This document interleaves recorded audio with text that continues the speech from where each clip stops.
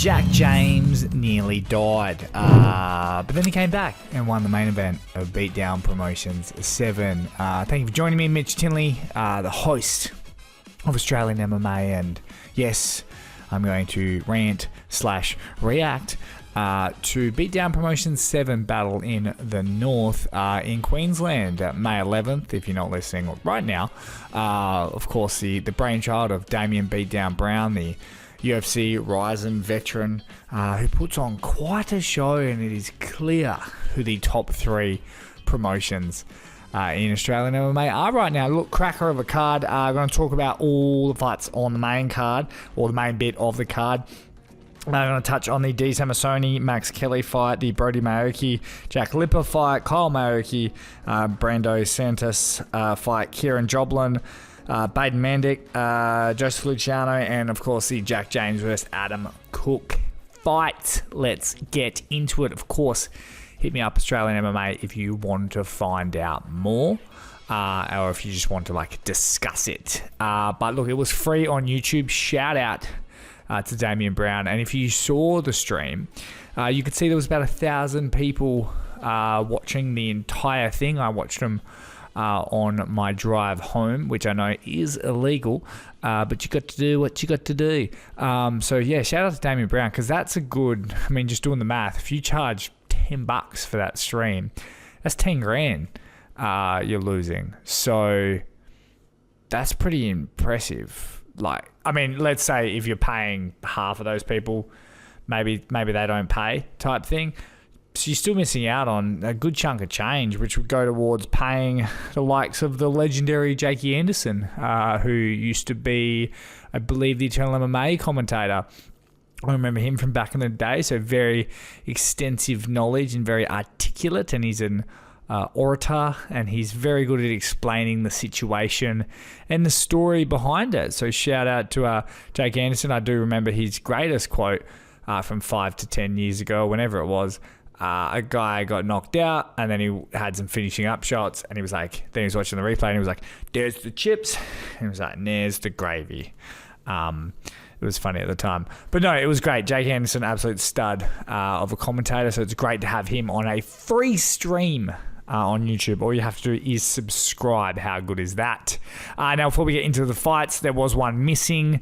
It was my personal fight of the night, the one I was looking forward to. Unfortunately, D. Samasoni weighed in, I think it was 1.3 kilograms over the weight limit, and Max Kelly and his team decided to not take the fight, which they are within their rights to do so. And look, Beatdown have had that situation happen before with Annie Thatcher and Jamie Eden, where Jamie Eden weighed over. Annie Thatcher and their team said, no, that's too much. You're not taking it seriously, or whatever it is. And they pulled the fight. And it's always open to debate. It's unfortunate because D. Samasoni, don't know what happened there, but he's from a stud of a team, of course, training partner. I think he's at Combat 1, so training partner of former Hex welterweight champion Jono Mikalev, so knows how to be super professional. So I can only imagine that something went, really awry. So it'd be interesting to find out. I did reach out to Jono, did not hear anything back. So hopefully we find out what happened and why that fight, it led to ultimately getting scratched. Max Kelly would probably fight anyone, but 1.3 kilos is in the situation where you go, yeah, right, maybe not. But regardless, still have a stud of a card, and still had a stud of a card. The Mayi Brothers, who for me I feel like have just burst onto the scene. If you listen to the great Jake Anderson on the stream, or anyone talk about the Mayi Brothers, I didn't even, I was calling them the Mayi Brothers. That's how much I knew about them. They're from Innesland. I don't even know what that is, but it's in Queensland, and they're training out of city kickboxing and whatnot now. And I think Brody even won a scholarship on a TV show called, I think it was Relentless, where now he gets trained for free at city kickboxing or something along those lines. But either way, those guys are absolute studs. They're like world champions of junior world champions of like karate, Muay Thai, boxing, jousting. Doesn't matter what they've done, they're that amazing at it. Brody Maki, I think he's even 28-0 in all combat. So everything he's done in combat, 28-0. Pretty impressive. Start of an amateur career. This was his pro debut. He was taking on Jack Lipper, who was no slouch, training out of Absolute MMA. Obviously, really, really good team. UFC fighter Jack Jenkins, plus many, many more. Australian MMA champions, of course, Khan Offley, who is off to Tough. I believe that's already filmed. But so Jack Lipper, no slouch. And Brody Maki just did what he wanted. Kid's going to be a star. You don't always have to be a star with like talking shit, but he's just got like, I don't know, you saw him in the cowboy hat, he's got the filthy mullet. He's just like, I don't know, he's got that, he's got a bit of yeehaw about him, but he's got that like, I don't know, there's a bit of charisma. His brother Kyle, I think he's going to be a star as well. I think Brody is going to be a bit more of a superstar. I don't know. I think he's just... It reminds me of like the Jack Della, Josh Della early days. Josh Della, of course, Jack Della's brother, who is UFC title contender Jack. But Jack was actually more subdued back in the day. Josh was the one that was more kind of... Looked like he had a bit more like charisma. But you could always tell they were both going to be special. It's a very similar thing to the Maokis, I believe, in my personal opinion. And I really do think Kyle's going to be a star. But I just think Brody's got that... he's just got that... He's got that it factor. I don't know. You can just... I don't know. Maybe I'm wrong. But you can just feel it. Not to say Kyle's not going to be a champion.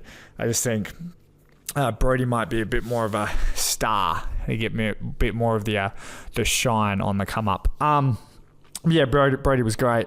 Dropped him with strikes. Basically could have finished him with strikes, but finished Jack Lipper with a sub. Rear naked choke, which was the next 4 or 5 fights, were all finished by submission. But yeah, Brody, very impressive. In terms of fights, I don't know, man. He's special. Like, debut, 1-0 now. He's a superstar. He's young as anything. He's probably going to get that Harry Webb rise, probably even quicker, as it seems to be in Australian MMA. People seem to rise quicker than the guy before them. I don't know. Give him someone like Jesse Medina, who's like had like 20, 30 fights. Like, just stuff it. Just throw him in there. I think he can definitely win that fight. And that's probably the only guy that's going to take the fight against him. I think Brody is going to find it very difficult to get fights. No one's going to want to get in there with him anytime soon. So it will be very, very interesting. We move on to his brother, who a bit more of a harder fought fight in terms of getting his way to the result, but ultimately it ended the same way with a rear naked choke in round number 1. His second fight as he fought in Shuriken against a very, very tough Brad Ramsey. Once again, the Mayi Brothers, they're going to be superstars. They really are. I think you follow them on Instagram as the Mayi Brothers. That's why I had no idea who was who going in. But Brody and Kyle, studs on their own. They could probably win the MMA Tag Team Championships if they ever come out, and join the elusive club of really, really awesome brothers. You've obviously got UFC stud brothers, but they now join the Joneses, Dan Jones, Luke Jones, the Dellas, Jack Della, Josh Della, and plenty other brothers. Might even be the Loga brothers, actually. After honorable mention, if you saw Mario Loga's knockout, which you will see on your social media feed in the near future as he turned someone into a corpse. It was very, stud fight. He's going to be very, very scary when he goes pro. But yeah, going back to the Mayi Brothers, just ones to watch. If you don't know MMA or you don't know anything about it or whatever, just the Mayi Brothers, they're the ones you want to keep an eye on. And what I loved about this card is it had a little bit of everything. It had some up-and-comers, it had some guys that had been around for a while, and that brings us to the next fight, Kieran Joblin against Baden Mandic. Round 2, rear naked choke, Kieran Joblin. It was just kind of all Joblin. And good for him. He's had some tough fights. I think he recently lost against Jack Becker, if I'm not mistaken, at Eternal. Maybe Dave Martinez before that. I'm not too sure. But look, he's just been around forever. I'm glad he's still fighting. He doesn't seem to be getting hurt or anything like that in his losses. He's a vital part of City Kickboxing. As is Brogan Anderson, who was also there. Just guys that, like, I don't want to say veterans, 'cause I don't mean it like disrespectfully at all, but like they are just like the minds, and they're the foundations of the gym, and they're what make the guys kind of who they are, and they make the room for the stars, and they sort of build that foundation to give those guys a launching pad. And it's not to say that they won't have their time. But yeah, they feel like the base of it all. I don't know. I hope that's coming across the right way. I mean it in the highest level of respect. You need those guys. I don't want it to sound disrespectful with those role players in a gym. They just show you how it's supposed to be done. So I couldn't be happier for Kieran Joblin. I wouldn't mind him, I don't know, taking on like the winner of like Aiden Aguilera versus Lucas Catchabig, who they're going up against each other May 24th, Demolition Fight Series. That could be nice. And then if he gets a win there, you start throwing him back into the mix again. Because Joblin, the stonecutter, mate, he could always be in the mix for as long as he wants. So that would be very, very interesting. Flying through these guys a little bit. I don't know. Hit me up, Australian MMA, if you want to talk more about them. But I want to make these a little bit quicker so we can, get through them. There's a lot of fight cards on the way. And also, please don't try and kill me. I watched half of these on a freeway. So, I was watching it, but I wasn't like as in-depth breaking it down as I'd like to. So I do apologize if I missed anything or anyone. We'll move on to the co-main event. Everyone on this podcast in Australian MMA knows that, I try and stay unbiased, but throughout my time, I do, I guess, click with people to a degree, and you become friends with people. And the former Eternal MMA welterweight champion and the Hex Fight Series welterweight contender, recently going down to Jono Mikalev, I believe in November, Joseph Luchano. Now, he took on Jonathan Velouz. Fucking hated that fight. I just did. Joseph Luchano is, in my opinion, top 2, top 3 welterweights, and he will be for a very long time. I think if he rematches Jono Mikalev, maybe it goes a different way. I think if he fought Alden Bates right now, it could go his way. If he fought for the Eternal MMA welterweight title, he very well could still be the champ. I think he could be in the UFC. And I get wanting to get back on your bike after you took a tough loss in November. And I know we've spoken to him on this show before. I've spoken to him out of interviews as well. I know that he tried to get other fights. This is the best fight he could get. And respect anyone that gets in the cage. But in terms of breaking it down in an unbiased fashion, Jonathan Velouz had nothing to lose. He had no business being in there with Joseph Luchano, and Joey proved that. I will say, however, at least, like, this is where internationals are tricky, because you don't know too much about him. You just fight who's in front of you, and not everyone does a whole lot of research on all their opponents and all that sort of stuff. And 7-0, yes, we brought up that Jonathan Velouz's combined record of his opponents was 1-3, but it was what it was. Joseph Luchano, the fight starts, takes him down 90 seconds in, strangles him, fight over, post-fight interview, says some things. It's done. push it aside. Let's move on to the big ones. And I think it felt a little boxing, if I'm being honest. Like, it felt a little like when a guy loses and you get a few like tune-up fights. I know, like I said, talked to him on the show, and I don't mean any disrespect by it. It's just that I hold Joseph Luchano at such a high standard. He says that he tried to get many other fights and couldn't get it to happen, and he just needed to get back in there. And I think in a way you got to go like easy on that decision, because he lost a tough fight against Jono Mikolev in November, and if he won that, he would have been in the UFC. There's no doubt about it. And so he loses that, and that loss has been sitting with him for 6 months now. So he's probably, you're only as good as your last fight type thing. So he's been sitting on a loss for 6 months. So you got to kind of cut him a break in the fact that he was just trying to get a fight and just trying to get it over with type thing. So now we can start talking about him the way we need to talk about him. But that was not a fight he will look back on in 20 years and go, geez, glad that one happened.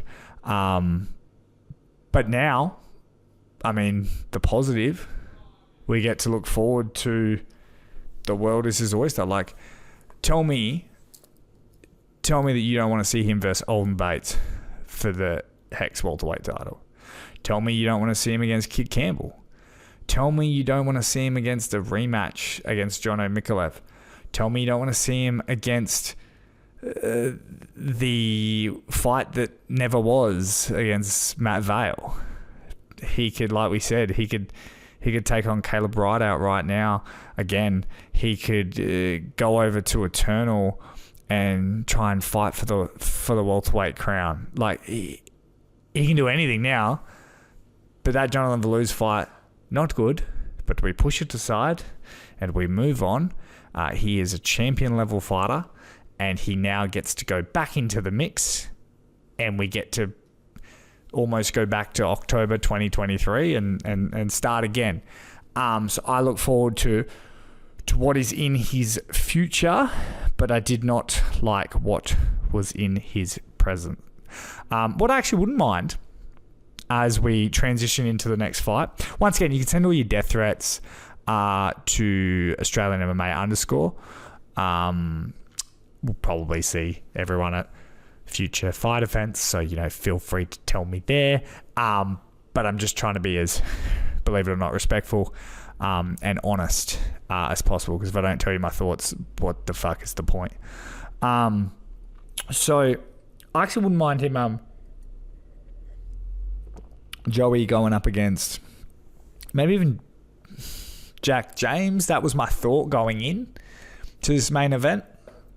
As we move on to the main event, Jack James taking out Adam Cook in round 3 by TKO. It was interesting, man. As this entire Beatdown Promotion 7 card felt like it was being built around Jack James, who trains out of Courage Training Centre in Townsville. Like, the whole card felt like it was being built around him as it would, and you wouldn't blame anyone for doing that. That's a great decision. Jack James is, he's right up there. He lost to Jono Mikolev, I think, by decision, who then eventually fought for the title. He's fought some really, really tough guys. His nickname's the Brick Top. I think that's because of his hair. Apparently, it looks like a Lego set when you've got like the hair that goes on a Lego. Anyway, that's what he said. I think it's because he's so heavy on top and can just rain down strikes. And he's right up there, man. I think Jack James, I think he's still got a couple of fights to go, just because there's like little holes, not being like analytical, because remember, guys, I'm a potato. But like, there's just, like we saw it, Adam Cook, he got caught. I thought he was dead in the first round. I thought it was going to be like a hometown upset type thing, and the whole stadium was going to go home miserable when Adam Cook head kicked him and bloody decimated him. May as well call him Captain Cook with how hard he hit him. But Yeah, and Jack James also came in looking like much bigger than Adam Cook as well. So it was not looking like a very good night. But shout out to Peter Hickmont, the referee, been around for many, many, many years. And he let it play out, and it was a smart decision. It was the right decision. And as the round went on, look, it was definitely, I thought it was a 10-8. Adam Cook was 10-8. And if Jack James would have ground out the decision without the finish, I think it could have been a draw. 2 10-9s and 10-8 going against you. I'm not saying that's my official scorecard, so please don't fight me. But it very well could have been that. So it would have been a very tricky time. But Jack James came back from the brink of death and got the finish. Shout out to Adam Cook. Wasn't super familiar with his game. You got to remember, I'm not deep into this. It's only been a year and a half of me being balls deep in MMA in Australia and knowing everyone's story and everyone's record and all that sort of shit. At the end of the day, I'm just a fan with a camera. But Adam Cook, man, he looked good. I know he's been around for a little while, but there are some fights he could have now. Like, I feel like this puts him right in the mix of getting a really, really good fight. He nearly finished Jack James, who is going to go on to bigger and better things. And like we said, Jack James will probably go on to, here's a fight that I would like. I don't care where it is. I don't care if it's Beatdown. I don't care if it's Hex. I don't care if it's Eternal. I don't care if it's a car park. I think Jack James, and stay with me, Jack James with Caleb Rideout. So Jack James, Caleb Rideout. Thoughts?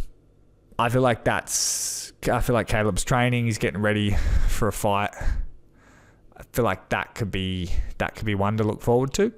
But look, overall, as we wrap this bad boy up, Jack James was tested and he came through, and I think that's credit to him. He's a stud, and like I said in the comments, they obviously do train Courage at Courage Training Centre because he bloody well proved it. So shout out to Jack James. And as we recap the rest of the event, Damian Brown put on a great quality event once again. Joey Luchano, what you do next is going to count more than ever. I'm looking forward to it. The rise of the Mayi Brothers is imminent, and it's scary, and it's got to make people like Cody Haddon, Harry Webb, and Quillan Sourkild and George Mangos feel old. It's insane. If you haven't been practicing MMA as an embryo, it is too late. These kids are amazing at such a young age, and at 31, I've never felt older. Shout out to Kieran Joblin, keeping it going, and unfortunate times for Max Kelly, Mad Max Kelly, which I bet he bloody was at weigh-ins, and hopefully we can see D. Samasoni and Max Kelly back. I'd like to see that fight happen again. I don't think it will. I think they'll go their separate ways, but I like both their fight styles, and I like both of them as people. Yeah, I don't know, guys. Let me know what you think. Australian MMA _ or jump in the comments, or death threats, or just punch me in the face the next time you see me. But anyway, thank you for listening. Not as drunk as last time. I will see you next time. So stay safe, be safe, and that's it.